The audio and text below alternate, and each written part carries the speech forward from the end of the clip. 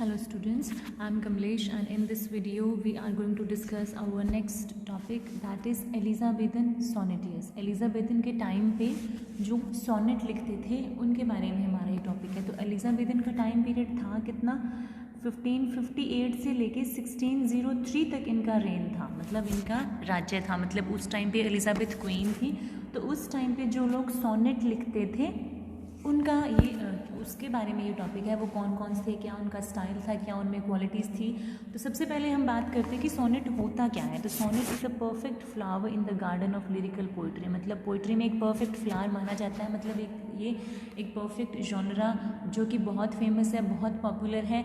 और ये क्या होता है, ये 14 लाइन्स की एक पोइम होती है। ठीक है, ये जो सोनेट है ना, ये इंग्लिश लिटरेचर में फ़ॉरेन से इंपोर्ट किया गया है। मतलब इंग्लैंड में ये इवॉल्व नहीं हुआ था, इंग्लैंड में ओरिजिनेट नहीं हुआ था। ये कहाँ पे हुआ था, ये इटली में ओरिजिनेट हुआ था। तो वहाँ से इसको इंपोर्ट किया गया है। और ये इंपोर्ट करने का जो क्रेडिट है किसको जाता है, पेट्रार्क को जाता है। ठीक है, तो ये सोनेट वर्ड का मीनिंग क्या है। सोनेट इटालियन वर्ड है सोनेटो, जिसका मतलब है अ सॉन्ग। ठीक है, ये इटालियन वर्ड है सोनेटो, जिसका मतलब होता है सॉन्ग।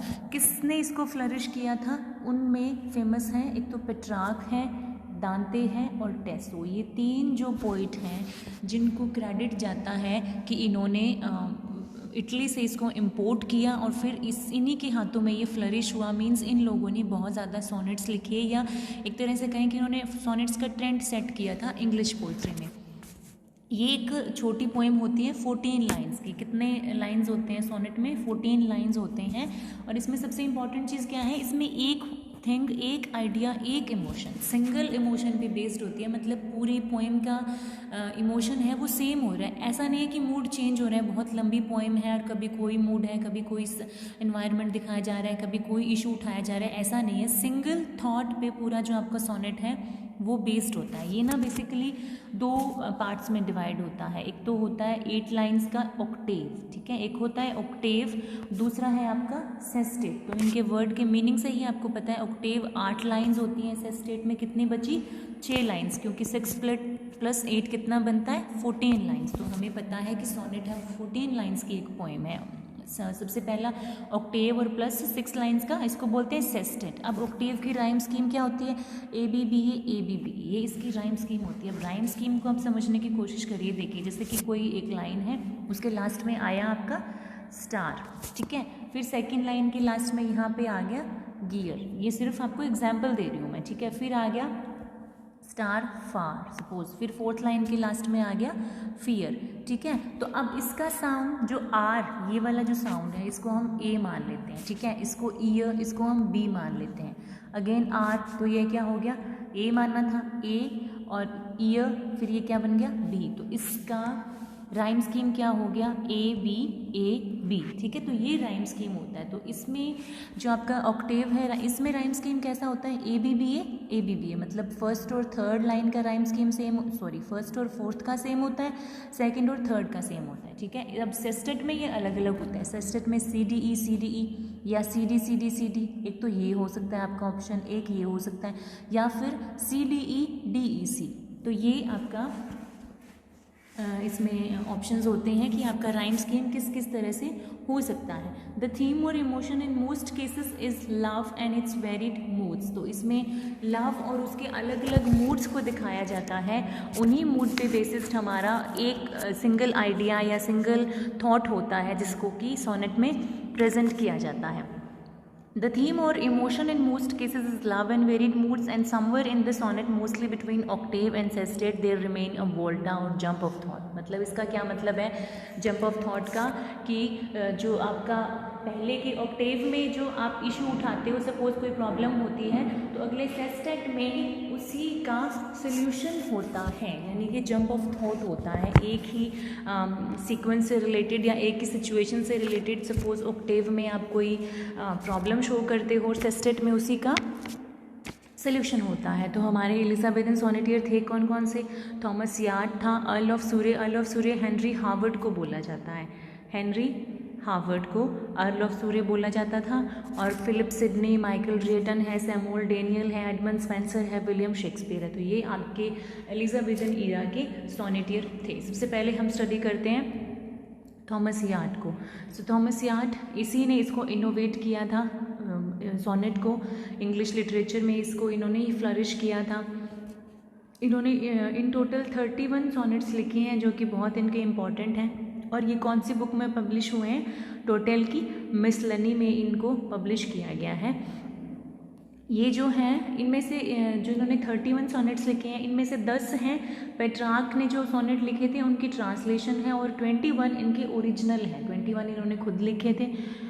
और इसके बाद है apart from couplet ending which yard introduce. अब ये जो एक तो ये सीक्वेंस हो गया 6+8 वाला, और एक कौन सा स्टाइल था 4+4+4+2 वाला, मतलब 4 लाइन्स के 3 क्वाड्रेंट्स और लास्ट में एक कपलेट। ये शेक्सपियरियन बोलते हैं इनको, शेक्सपियरियन सोनेट्स, और इनको कौन सा बोलते हैं 6+8 को? इनको पेट्रार्कन सोनेट बोलते हैं। तो ये जो स्टाइल था इनमें जो कपलेट एंडिंग है इसको किसने इंट्रोड्यूस किया था? इसको थॉमस यार्ड ने इंट्रोड्यूस किया था, ठीक है। इससे पहले ये पेट्रार्कन फॉर्म में लिखे जाते थे, मतलब 6+8 के स्टाइल में लिखे जाते थे। अब इन्होंने पेट्रार्क के मॉडल को बहुत क्लोजली फॉलो किया है, बट इनका प्रेजेंटेशन और जो इमेजरी है वो इनका अपना स्टाइल है, वो यूनिक स्टाइल है, वो इन्होंने पेट्रार्क से फॉलो नहीं किया था। फिर हम बात करते हैं अर्ल ऑफ सूरे या हेनरी हार्वर्ड की। अब अर्ल ऑफ सूरे ने किसको फॉलो किया? थॉमस यार्ड को फॉलो किया। हेनरी हार्वर्ड इनका डिसाइपल भी माना जाता है, मतलब डिसाइपल मीन्स इनका शिष्य, मतलब इन्होंने यार्ड से बहुत कुछ सीखा था। तो इनकी पोएम भी कौन सी बुक में पब्लिश हुई है? ये भी टोटल की मिसलेनी में ही पब्लिश हुई है। ये अपने आप में लिरिकल पोएम्स हैं और उनमें कुछ एक सोनेट्स भी हैं, और ये अपनी तरह के अलग ही सोनेट हैं जो इंग्लिश में प्रोड्यूस हुए हैं। इन्होंने कौन सा स्टाइल? अब ये जो 4+4+4+2 का जो पूरा कंसेप्ट है ये अर्ल ऑफ सूरे ने ही इंट्रोड्यूस किया था। अब इनको शेक्सपियरियन क्यों बोला जाता है? क्योंकि इन्वेंट इन्होंने किया, लेकिन इसको ज़्यादा यूज़ किया शेक्सपियर ने, और शेक्सपियर ने ही इसको फेमस बनाया, इसलिए इनको शेक्सपियरियन स्टाइल बोला जाता है, ये शेक्सपियरियन सोनेट बोला जाता है। अब शेक्सपियरियन ये जो स्टाइल है इसमें इनका अरेंजमेंट क्या होता है या राइम स्कीम क्या होता है? ABAB, CD EF और जो लास्ट का कपलेट होता है उसकी GG, ठीक है। तो ये हो गया आपका शेक्सपियरियन सोनेट जो इसको अर्ल ऑफ सूरे या हेनरी हार्वर्ड ने इंट्रोड्यूस किया था। नेक्स्ट है फिलिप सिडनी। फिलिप सिडनी भी बहुत इंपॉर्टेंट है जब हम एलिजाबेथन या इंग्लिश सोनेटियर्स की बात करते हैं। वो कई लिटरेचर के कई ब्रांचेस में फेमस था, मतलब उसने सोनेट भी लिखे, दूसरी पोइट्री भी लिखी, फिक्शंस भी लिखा, वर्स भी लिखे, रिलीजियस पोइट्री भी लिखी। सो इंग्लिश सोनेट में इनको सबसे ज़्यादा अचीवमेंट किससे मिली? एस्ट्रोफेल एंड स्टेला, ये इनकी बुक है जिसमें ये एक सोनेट सीक्वेंस है बेसिकली। इसमें सारे इन्होंने सोनेट ही लिखे हैं। कितने सोनेट लिखे हैं? 108 सोनेट लिखे हैं। और वो किसको इंट्रोड्यूस थे? लेडी पेनीलॉप रिच को, जिसे ये बहुत पसंद करते थे, जिससे ये शादी करना चाहते थे, बट वो किसी और से शादी कर लेती है, और वो अर्ल ऑफ एसेक्स की बेटी थी। जो इसमें अनफिनिश्ड लव को इसमें दिखाया है, अनऑब्टेन्ड लव, ऐसा प्यार जिसे ये नहीं पा सके, तो उसके बारे में पूरा ये इनका एस्ट्रोफेल और स्टेला है, ठीक है। नेक्स्ट है माइकल ड्रेटन। माइकल ड्रेटन की जब हम बात करें तो इतना इम्पॉर्टेंट नहीं है इनका सोनेट सिस्टम या इन्होंने जो भी लिखा, बट फिर भी इन्होंने थोड़ा सा कंट्रीब्यूशन दिया है कि हम इनको इतना इग्नोर नहीं कर सकते, ठीक है। वो सच में एक इंस्पायर्ड पोइट हैं। इनकी पोइटिक फीलिंग और जो एक्सप्रेशन है वो कौन सी इनकी बुक में ज़ाहिर हुआ था? इनका आइडिया, एक ये सोनेट्स की बुक थी इनकी आइडिया, इसमें इन्होंने सारे सोनेट लिखे हुए थे, तो इसमें इनका पोइटिक फीलिंग और इनका एक्सप्रेशन है वो झलकता है। अब ये आइडिया के बारे में हमें ये नहीं पता कि ये किसी एक औरत को एड्रेस्ड हैं या कई सारी औरतों को एड्रेस्ड हैं, ठीक है। अब ये जो टाइटल था ये कहाँ से बोरो किया गया था? फ्रेंच टाइटल लाइडी बाय क्लाउडे द पोंटॉक्स, लाइडी से इसको बोरो किया गया था, मतलब यहाँ से इसका जो टाइटल है वो आइडिया बना था, ठीक है। अब हम बात करते हैं सैमुअल डेनियल की। सैमुअल डेनियल अपने आप में एक बहुत रेप्यूटेशन वाला सोनेटियर था, ठीक है। उसके जो सोनेट सीक्वेंस थे वो किस में पब्लिश हुए थे? डेलिया में 1592 में, जो कि पब्लिश हुआ था कन्वेंशनल मैनर, मतलब 6+8 में, इसी स्टाइल में इसने लिखा था। इसका जो स्टाइल है, ये इसका वर्सिफिकेशन है वो अपने आप में प्योर है, करेक्ट है, ठीक है। और सबसे जो इम्पॉर्टेंट चीज़ थी कि सबसे बेसिक जो या इसका यूएसपी बोलो या सबसे इसका प्लस पॉइंट क्या था कि real jewels of expression and continued the great tradition of Sydney Spencer and Shakespeare. मतलब सिडनी ने, स्पेंसर ने, शेक्सपियर ने जिस स्टाइल में लिखा था इसी स्टाइल को इन्होंने फॉलो किया था, उसी स्टाइल के एक्सप्रेशन में इन्होंने सारे अपने सोनेट्स लिखे थे। सो नेक्स्ट हम बात करते हैं एडमंड स्पेंसर की। एडमंड स्पेंसर, जब भी एलिजाबेथन सोनेटियर्स की बात आती है या इंग्लिश लिटरेचर के सोनेटियर्स की बात आती है तो एडमंड स्पेंसर अपने आप में बहुत इंपॉर्टेंट ऑथर हैं। उन्होंने भी सोनेट्स लिखे थे और कौन सी बुक में इनके सोनेट पब्लिश हुए थे? एमोरेटी में। इसमें कितने इनके सोनेट थे? 88 सोनेट थे। ये अपने आप में यूनिक थे अपनी प्योरिटी और पैशन के लिए। अब ये किसको एड्रेस्ड थे? एलिजाबेथ बॉयल को। एक लड़की थी एलिजाबेथ बॉयल जिन्हें ये पसंद करते थे, उससे शादी करना चाहते थे और इन्होंने इनको पा लिया था, मतलब इन दोनों की शादी भी हो जाती है। तो लव की फीलिंग है, हैप्पी वाली फीलिंग है, मतलब हैप्पी एंडिंग जिसे बोलते हैं ना, तो ये था इनका रिलेशनशिप। और एमोरेटी में उन्होंने इसी स्टाइल के सारे अपने सोनेट लिखे थे जो कि इन्हीं को ज़्यादा करके एड्रेस थे कि कैसे वो मिलते हैं, कैसे उनका प्यार फिर फ्लरिश होता है और how they and up marrying each other. Last में उनकी शादी भी हो जाती है, ठीक है। सो इन्होंने किसके स्टाइल में लिखा था? 4+4+4+2 के स्टाइल में, मतलब 4-4 लाइन के 3 quatrains and +1 couplet. So next हम चलते हैं mister William Shakespeare. Yes, a great name in English literature. So इन्होंने भी बहुत सारे सोनेट लिखे थे और इनके सबसे पॉजिटिव चीज़ क्या है कि इन्होंने अपने ड्रामा के अंदर ही सोनेट्स लिखे थे। जो ड्रामा था इनका, आज सपोज इनका कोई भी प्ले आप उठा लो, उसमें आपको बहुत सारी पोइम्स मिल जाएंगे और वो पोइम्स ज़्यादा करके सोनेट के ही स्टाइल में लिखी गई थी। और कौन सा स्टाइल था? यही वाला 4+4+4+2, जिसे शेक्सपियरियन सोनेट बोला जाता है, क्योंकि इसको इन्वेंट किया था हेनरी हावर्ड ने, बट इनको ज़्यादा पॉपुलर किया या बहुत वास्टली यूज़ किया था शेक्सपियर ने, इसलिए इनको अब शेक्सपियर के नाम से ही जाना जाता है, ठीक है। अब इन्होंने ना 154 सोनेट्स लिखे थे। 154 में से 126 जो है ना वो किसी यंग मैन को एड्रेस्ड है, मिस्टर WH। अब ये मिस्टर WH है कौन, ये चीज़ किसी को भी नहीं पता। यंग मैन है कोई, उनको एड्रेस्ड है, जिनके साथ इनका मस्कुलिन फ्रेंडशिप दिखाया गया है, ठीक है। और बाकी के 26 किसको एड्रेस्ड है? इनकी एक अननोन डार्क लेडी है, ठीक है, उनको एड्रेस्ड है। मतलब 154 में से 126 मिस्टर WH को एड्रेस्ड है और 26 जो है वो एक डार्क लेडी को एड्रेस है। अब इन्होंने इनकी ब्यूटी को ज़्यादा अनरियलिस्टिक तरीके से या बढ़ा चढ़ा के नहीं पेश किया था, जैसी वो थी वैसा ही था उनका डिस्क्रिप्शन। जैसे कि they are not unrealistic means they are realistic and have not the sentimental adoration of the lady love. The lady in Shakespeare's sonnets is dark, वो डार्क है, वो ज़्यादा खूबसूरत भी नहीं है, वो फ्रेल मीन्स वीक है, वो क्रूअल भी है, उसको दया भी नहीं आती, कोई कंसिस्टेंसी नहीं है और वो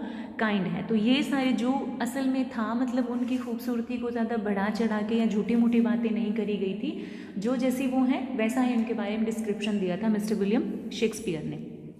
अब अगेन इनका राइम स्कीम क्या था? ABAB CD EFEF और GG, जो कि लास्ट के कपलेट का राइम स्कीम है, ठीक है। अब ये पेट्रार्कन सोनेट से अपोज्ड था, क्योंकि हमने पहले भी डिस्कस किया था कि पेट्रार्कन का क्या स्टाइल था? 8+6। सो अब चलते हैं मिस्टर जॉन डन पे। तो जॉन डन का बहुत कंट्रीब्यूशन है जब भी हम बात करते हैं सोनेट राइटिंग की, ठीक है। तो वो इग्नोरेबल नेम नहीं है, उनको इग्नोर नहीं किया जा सकता, ठीक है। अब उन्होंने किस तरह के सोनेट लिखे थे? इन्होंने रिलीजियस सोनेट लिखे थे, धार्मिक जिसे हम बोलते हैं वैसे सोनेट लिखे थे। इन्होंने अपने जो लव है उसको कैसा बनाया था? क्वाइट, नोबल एंड ओरिजिनल, मतलब ऐसे तरह का जो टिका हुआ सटल फीलिंग ऑफ लव इन्होंने रिप्रेजेंट की थी या पोर्ट्रे की थी। इनकी इमेजरी और थॉट जो है वो अपने आप में इनका यूनिक स्टाइल है, एक्स्ट्रा ऑर्डिनरी है, सबसे अलग है उस एज के हिसाब से, और आज भी जो उसका स्टाइल है उसको एक्स्ट्रा ऑर्डिनरी माना जाता है। अब हम बात करते हैं डिटेल में कि पेट्रार्कन और शेक्सपियरियन सोनेट का क्या क्या किस सिस्टम में ये लिखा जाता है, ठीक है। तो पेट्रार्कन इटालियन पोइट थे, ये हमने पहले भी देखा है, क्योंकि जो सोनेट है ये कहाँ से इंपोर्ट किया गया है? ये इटली से ही इंपोर्ट किया गया। तो ये सबसे पहले राइटर थे जिन्होंने सोनेट। अब इनका सब्जेक्ट क्या था, जिससे हम बार बार बात कर रहे हैं ना कि स्पेंसर के जो थे वो एलिजाबेथ बॉयल को एड्रेस्ड थे, शेक्सपियर के सोनेट मिस्टर WH और एक डार्क लेडी को एड्रेस्ड थे। तो पेट्रार्क के जो सोनेट थे ना वो लॉरा को एड्रेस्ड थे, और लॉरा को ये पसंद करते थे, कोई लेडी थी ये, बट अगेन वही इनका भी अनऑब्टेन्ड लव था, ये भी वन साइडेड लव था, मतलब वो लड़की ने इनको रिजेक्ट कर दिया था and there was no happy ending, ठीक है। तो ऐसा कोई सीन नहीं था। तो इनके सारे जो सोनेट हैं वो लॉरा को एड्रेस्ड है। लिखा ना अनरिक्विटेड लव, मतलब बदले में उन्हें लॉरा का प्यार नहीं मिला। अब इटली के और भी बहुत सारे ऑथर्स थे जिन्होंने मतलब पेट्रार्क को फॉलो किया था, उस स्टाइल में लिखने की कोशिश की थी। अब ये तो हो गया कि इन्होंने लिखा था। अब इंग्लिश लिटरेचर में उसे कौन लेके आया, क्योंकि ये तो इटली की बात कर रहे हैं ना। पेट्रार्क ने तो इटालियन में लिखा था, तो वहाँ पे इसकी मतलब इन्वेंशन हुई थी सोनेट की। बट इसको इंग्लिश लिटरेचर में किसने इंट्रोड्यूस किया? सूरी और याट ने, ठीक है। अर्ल ऑफ सूरी यानी कि हेनरी हावर्ड की बात कर रहे हैं और थॉमस याट की बात कर रहे हैं, जिनके बारे में पहले भी थोड़ा सा ब्रीफ में अभी स्टडी किया है, ठीक है। तो याट कौन था? एक कोर्टियर था, हेनरी 8th। उस टाइम पे हेनरी 8th का रेन था, मतलब इनका राज्य था और ये दरबारी थे उसके, ठीक है। सो इन्होंने इटली को कब विजिट किया? 1527 में इन्होंने इटली को विजिट किया। और फिर ये पेट्रार्क से और पेट्रार्कन स्टाइल से या पेट्रार्कन सोनेट से बहुत इन्फ्लुएंस हुए थे, इसलिए इन्होंने भी जो है सोनेट लिखना शुरू कर दिया। मतलब अगर सीधा सीधा हमसे ये पूछा जाए कि सोनेट को इटली से इंपोर्ट किया गया, ये ठीक है, बट इंपोर्ट किया किसने? तो वो क्रेडिट जाता है याट को, ठीक है। इन्होंने 31 सोनेट लिखे थे, जो हमें पता है। 31 में से 10 वो थे जो पेट्रार्क ने लिखे थे और इन्होंने ट्रांसलेट किया था, बाकी 21 इनके ओरिजिनल थे। ऑक्टेव और सेस्टेट। ऑक्टेव जो 8 लाइन का सेट था, ठीक है, और सेस्टेट 6 लाइन का। तो ये स्टाइल बेसिकली इन्वेंट किया था पेट्रार्क ने और इसको इंग्लिश लिटरेचर में लेके आए थॉमस याट, ठीक है। अब अगेन वही जंप ऑफ थॉट था, वोल्टा था, मीन्स की जो पहले की 8 लाइन में इनमें कोई प्रॉब्लम है, कोई इशू है, और बाद में उस इशू को कहाँ पे रिजॉल्व किया जाता है? जो लास्ट का सेस्टेट है यानी कि 6 लाइन्स का ग्रुप है, उसमें इस इशू को सॉर्ट किया जाता है, ठीक है। नेक्स्ट है आपका, अब अर्ल ऑफ सूरे की बात कर रहे हैं, यानी कि थॉमस याट की बात कर, सॉरी उसकी हेनरी हावर्ड की बात कर रहे हैं। तो सूरे कौन था? डिसाइपल ऑफ याट था। ये मैंने आपको पहले ही बताया था कि ये इसका शिष्य था। अब इसने खुद इटली कभी नहीं गया था। याट तो इटली गया था 1520, ये देखिए 1527 में, और जो इनका डिसाइपल था यानी कि सूर्य की बात कर रहे हैं, यानी हेनरी हावर्ड की बात कर रहे हैं, ये खुद इटली कभी नहीं गया था, बट इस पे किसका इन्फ्लुएंस था? याट का इन्फ्लुएंस था। तो उसी से इंस्पायर होके इसने सारे अपने सोनेट लिखे थे। और ये ना कहीं ज़्यादा बेहतरीन आर्टिस्ट था याट की बजाय, मतलब इसने सीखा याट से, लेकिन इसने याट को भी क्या है ओवर परफॉर्म किया, मतलब उससे भी अच्छा इसने परफॉर्म किया और इसकी पोइट्री इससे भी ज़्यादा रिमार्केबल है। इसने सोनेट लिखे थे। इसके सोनेट किसको एड्रेस्ड थे? जेरल्डीन को। देखिए सब ने किसी ना किसी को एड्रेस बना के या किसी ना किसी सब्जेक्ट पे, ज़्यादातर सोनेट का हमें अब समझ आ रही है ये बात कि ज़्यादातर सोनेट्स का थीम क्या था? प्यार। किसी ना किसी, हर एक ऑथर ने, मेल ऑथर ने अगर सोनेट लिखे हैं तो वो किसी न किसी लड़की को ही एड्रेस्ड है, उसके प्यार को पाने की चाहत है, कहीं पे पा लिया और कहीं पे अनरिक्विटेड लव है। तो जो अर्ल ऑफ सूरे थे आपके हेनरी हावर्ड थे, ये इसने किन के लिए लिखा? इन्होंने जेरल्डीन के लिए लिखा, ठीक है। तो इनका जो, अगर हम कहें कि इनके सोनेट किसको एड्रेस्ड थे, तो जेरल्डीन को एड्रेस थे, ठीक है। इनका जो एलिगिक नोट है, यानी कि जो एलिजी लिखने का स्टाइल है, यानी कि किसी की डेथ होने के बाद हम उसके बारे में लिखते हैं, उसको मिस कर रहे हैं हम, उसकी वजह से हम दुखी हैं, तो वो नोट था इनके लिए बहुत ही नेचुरल था। और but his lovers complaints and size mingle with exquisite nature passages. Lovers की जो कंप्लेंट है या उसकी जो तकलीफ़ें हैं ना, उनको इन्होंने एक्सक्विजिटली, मतलब बहुत ही हाइपरबोले तरीके से इन्होंने इसको डिस्क्राइब किया था। इनके सोनेट में आर्टिस्टिक जो वैल्यू है, आर्टिस्टिक ब्यूटी है, वो बहुत ज़्यादा है। हालांकि इन्होंने जो है पेट्रार्क के मॉडल को फॉलो किया था, बट किस में? कोर्टली लव में। बट सोनेट में उसके स्टाइल को इन्होंने फॉलो नहीं किया था। देखिए क्या कहना चाह रहा है, पेट्रार्क का स्टाइल था 8+6 वाला, बट इन्होंने अपना ओरिजिनल स्टाइल बनाया, दैट वाज 4+4+4+2।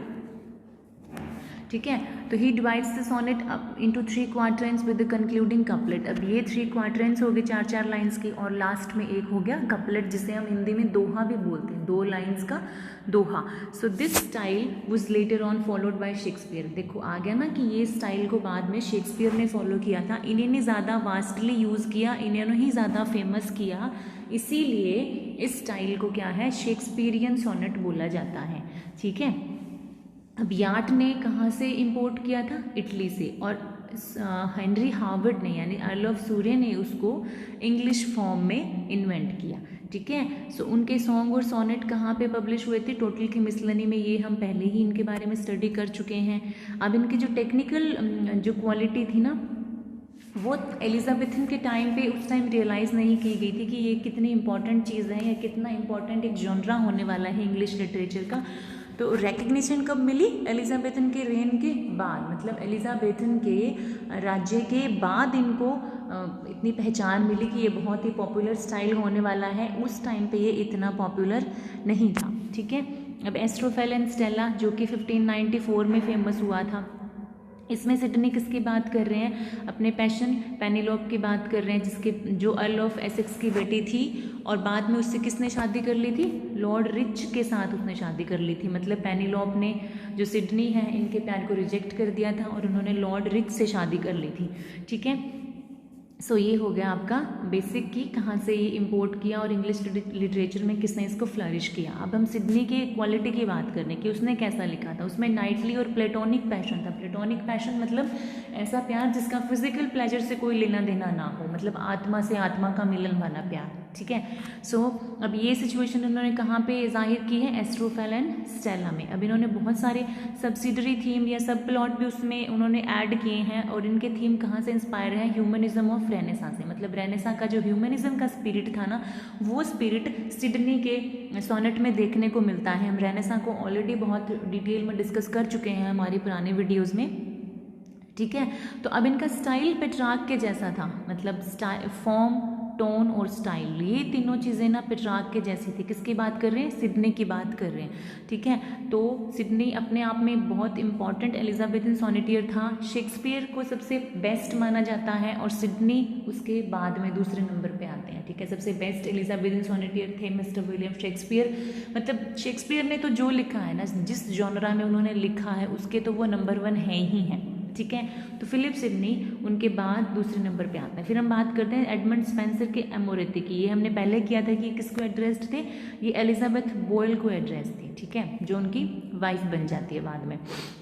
अब एमोरेती का मतलब क्या होता है, ये एक इटालियन वर्ड है जिसका मतलब है लिटिल लव। इसमें 88 सोनेट हैं इन टोटल।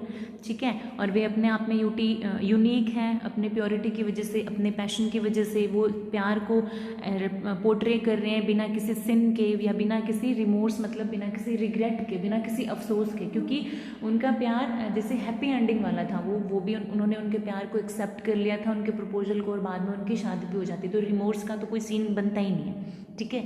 अब हालांकि वो भी कन्वेंशनल थे, बोरोड थे, ट्रेडिशनल थे, मतलब कहीं ना कहीं से उन्होंने वो थीम जो है वो बोरो किया था, लिया था, बट फिर भी उसमें ओरिजिनल टच जो है, ओरिजिनलिटी है, या यूँ कहें कि एडमंड स्पेंसर की क्रिएटिविटी उसमें साफ साफ हमें दिखती है। ठीक है। अब वो किस चीज़ को एक्सप्रेस कर रहे हैं, स्पेंसर ने अपनी जेन्युइन फीलिंग को एक्सप्रेस किया है बिना किसी एलेगरी के, मतलब बिना किसी सिंबल को यूज़ करके डायरेक्ट उन्होंने अपनी फीलिंग्स को एक्सप्रेस किया है अपने सोनेट्स में।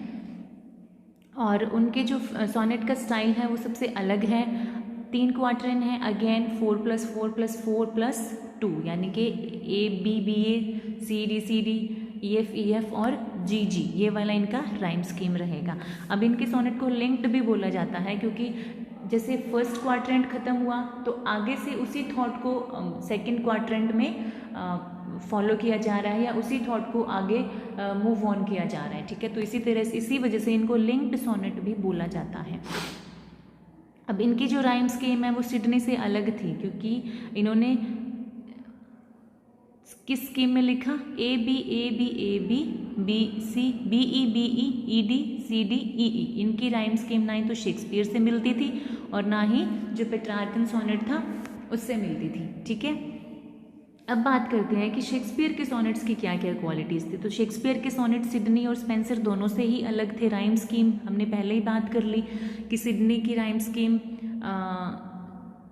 ये पेट्रार्कन वाली थी, ठीक है, और इसकी राइम स्कीम कौन सी थी, एडमंड स्पेंसर की ये वाली थी, यानी कि ना शेक्सपियर से मिलती है और ना ही सिडनी से मिलती है।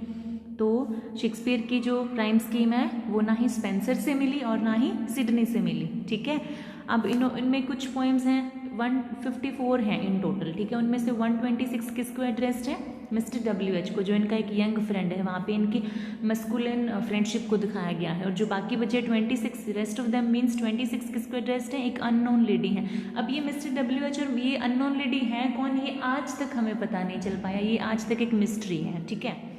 तो इसमें ये डिवोटेड लव का एक मॉन्यूमेंट है, मतलब एक स्मारक है। प्यार को इस तरह से पोर्ट्रे किया गया है, प्यार की सच्चाई झलकती है इनके सोनेट्स के अंदर, ठीक है। इन सोनेट्स में पोइट ने अपने दिल को खोल के रख दिया है, मतलब ओपन कर दिया है अपने हार्ट को। जो दिल में था उन्हीं भावनाओं को उन्होंने एक्सप्रेस किया है, पोर्ट्रे किया है। डायरेक्टली इन्होंने अपनी फीलिंग्स को एक्सप्रेस किया है। फ्रेंडशिप का थीम है, जहाँ पे इन्होंने अपने सोनेट्स को मिस्टर WH को एड्रेस किया है। वहाँ पे इन्होंने फ्रेंडशिप का जो मतलब इतना एक प्योर रिलेशनशिप दिखाया है, उसमें वो पर्सनल लेवल से स्टार्ट करते हैं, मतलब अपने और उस फ्रेंड की दोस्ती पे या अपने और उस डार्क लेडी के प्यार से ये स्टार्ट करके फिर उसको यूनिवर्सल लेवल पे ले जाते हैं। मतलब ऐसी भावनाओं को इन्होंने उसमें पोर्ट्रे किया है या डिस्क्राइब किया है, ऐसी फिलॉसफी उसमें बताई है कि वो चीज़ यूनिवर्सली एक्सेप्टेबल है। हर इंसान की अगर फ्रेंडशिप है तो उसमें वही चीज़ें होती हैं। हर इंसान का किसी के साथ कोई लव वाला रिलेशनशिप है तो यूनिवर्सल फीलिंग्स को इन्होंने पोर्ट्रे किया है, मतलब ये पर्सनल लेवल से लेके यूनिवर्सल बना देते हैं, उनको जनरलाइज्ड बना देते हैं। उसमें बहुत सारी ऐसी लाइंस हैं और बहुत सारी एपिथेट होता है बेटा, जैसे कि हम बोलते हैं कि अशोका द ग्रेट, ठीक है, Alexander the great, Shakespeare the great. तो ये जो वर्ड्स हमने लगाए हैं ना साथ में, इनकी क्वालिटी को एक्सप्रेस करने के लिए इनको एपिथेट बोला जाता है। तो ये ऐसे एपिथेट और अनफॉरगेटेबल लाइंस, मतलब ऐसी लाइंस जो कभी भी हम भूल ही नहीं सकते, एवर लास्टिंग, ऐसी लाइंस का इन्होंने बहुत ज़्यादा यूज़ किया है। अब इनका सबसे ज़्यादा एक्सीलेंस किस में है, मतलब किस में इनकी एक्स्ट्रा ऑर्डिनरी स्किल जो हमें दिखाई देती है, वो इमेजिज्म और स्टाइल में, ठीक है। अब स्पेंसर के सोनेट्स की तरह इसमें भी कौन सा स्टाइल है, 4+4+4+2 का स्टाइल है, जिसको इन्वेंट किया था हेनरी हावर्ड या अर्ल ऑफ सूरे ने। सो अब हम बात करते हैं कंक्लूजन वाइज कि जो एलिजाबेथन सोनेट में किस किस का हम कंट्रीब्यूशन मान सकते हैं। यार्ड का है, सूर्य का है, सिडनी का है, स्पेंसर का है, शेक्सपियर का है। अब इनकी डिटेल स्टडी अगर हम करें तो हमें पता चलता है कि ये इनमें कॉमन फीचर्स थे, लव के थीम थे, सिंगल आइडिया को दिखाया जाता था, ठीक है। अब ये सिर्फ इसलिए नहीं लिखे कि उस टाइम पे एक फैशन था सोनेट लिखने का, ठीक है। Most of them are the Elizabeth sonnet appear in sequence and not singly, ये सीक्वेंस में आए हैं। जैसे हम स्पेंसर के बुक की बात करें, अमोरेती की, या फिलिप सिडने के एस्ट्रोफेल एंड स्टेला की बात करें, तो उसमें सोनेट सीक्वेंस है, एक के बाद दूसरा आ रहा है, तो उनके जो थॉट है ना वो एक दूसरे के साथ लिंक हो रहे हैं, ठीक है। मतलब एक में जिस तरह के थॉट है उसी को आगे बढ़ाया जा रहा है अगले सोनेट में, उसी को आगे बढ़ाया जा रहा है अगले सोनेट में, तो इस तरह का एक सीक्वेंस सा बनता है। और इनमें एक्सेस ऑफ इमेजिनेशन है, एक्सट्रीमली म्यूजिकल है, म्यूजिकल क्वालिटी तो है ही क्योंकि लिरिकल है। लिरिक वो होता है ऐसी पोएम जिसको गाया जा सके, तो अब गाया जा सके, लिरिक्स आ गया, दैट मीन्स म्यूजिकल क्वालिटी तो उसमें होनी ही होनी है, ठीक है। तो जब हम एलिजाबेथन सोनेटियर की बात करते हैं तो स्पेंसर और शेक्सपियर सबसे बेस्ट माने जाते हैं। शेक्सपियर फर्स्ट नंबर पे है और स्पेंसर जो है वो सेकंड नंबर पे है। तो मतलब सुप्रीम क्वालिटी के सोनेट इन्होंने लिखे हैं, ठीक है। तो अब हम बात करते हैं कि sweet stream of Elizabethan sonnets itself in an epic lyric unfolding and encompassing the full theater of life। मतलब इन्होंने लाइफ के हर एस्पेक्ट के ड्रामा को इसमें दिखाया है, लाइफ के हर एस्पेक्ट्स की फीलिंग को, इमोशंस को इन्होंने इसमें पोर्ट्रे करने की कोशिश की है। तो इन्होंने the players of this 14 line masters, 14 line masters means sonnet लिखा जिन्होंने, सोनेटियर्स जो थे, इन्होंने किसके लिए रास्ता बना दिया था, पोइट्री के लिए, ड्रामेटिक पोइट्री के लिए, ठीक है। जो ऐसा जॉनरा बन गया जो आज तक चल रहा है, मतलब सोनेट राइटिंग का ट्रेंड आज भी इंग्लिश लिटरेचर में उतना ही फेमस था जितना उस टाइम पे। हालांकि जब लिखा गया तब इतना नहीं रियलाइजेशन था किसी को कि आगे चल के ये इतना पॉपुलर जॉनरा बनेगा, बट असल में ऐसा ही हुआ कि आज तक इस जो जॉनरा को उतना ही रिस्पेक्ट से, उतना ही टेक्निकली इसको फॉलो करके लोग सोनेट सीक्वेंस में जो पोइट्री हैं वो लिखते हैं. So this is it for this video. I hope you understood the whole concept. So हमारी अगली वीडियो तक ऐसे ही पढ़ते रहिए. Keep learning, keep growing and keep loving literature. Thank you so much.